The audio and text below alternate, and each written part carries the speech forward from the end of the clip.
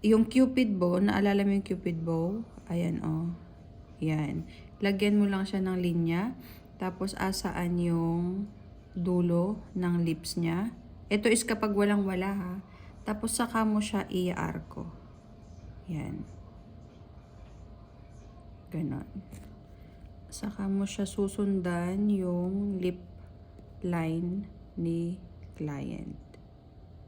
Ganon. Tapos, dito, ganon. Iko-connect mo lang. Yun lang naman, yung tatlong line na lang yan.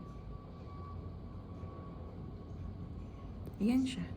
Meron ka ng cupid, yung arc na to. Ayan. Meron ka ng perfect na shape. Pantay na sila. Tapos dito, susundan mo na lang siya, actually. Kung saan na lang. Kasi makikita mo naman kung saan yung part ng lips niya. Lip liner niya. Ayan. Ganun lang siya.